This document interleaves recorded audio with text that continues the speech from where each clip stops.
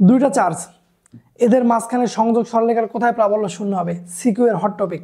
But আমি তোমাদেরকে খুবই মজার একটা টেকনিক শেখাবো যেটা দিয়ে তুমি একবার অ্যান্সার বের করতে পারবা। একটা চার্জ হচ্ছে Q1 আর একটা চার্জ হচ্ছে Q2। তোমাকে আগে প্রথমে চেক করতে হবে এই চার্জ দুটো সমজাতীয় নাকি বিপরীত জাতীয়। মনে রাখবা যদি সমজাতীয় চার্জ হয়, দুইটাই পজিটিভ বা দুইটাই নেগেটিভ, তাহলে এই প্রাবল্য শূন্যর ঘটনাটা ভিতরে কোথাও ঘটবে।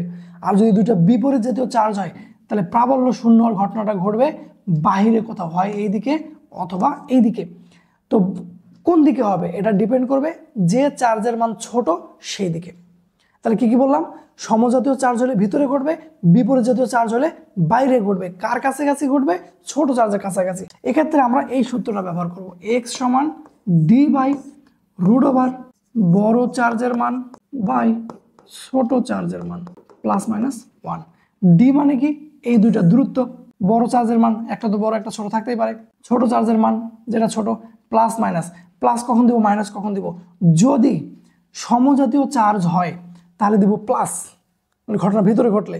আর যদি বিপরীত জাতীয় চার্জ হয়, ঘটনা ঘটবে বাইরে, তখন আমরা দেব মাইনাস। একটা ছোট্ট এক্সাম্পল দেখাবো। যা ধরো এখানে আছে 50 কুলম চার্জ, এখানে আছে মাইনাস 30 কুলম চার্জ। তোমাকে বলা হলো মাঝখানে দূরত্ব 10 মিটার, বলা হলো কোথায় প্রাবল্য শূন্য হবে। দেখো তো, একটা প্লাস একটা মাইনাস, তাহলে মাঝখানে দূরত্ব 10। বড় চার্জের মান ছোট চার্জের মান আমরা মান বসাবো, মাইনাস আর বসাবো না, কারণ মাইনাসের জন্যই তো আমরা বলছি যে বাইরে ঘটবে। তাহলে বাইরে যেহেতু, তাহলে -1। তাহলে ক্যালকুলেশন করো, তুমি রেজাল্ট পেয়ে যাবা। এই এক্সটা কত?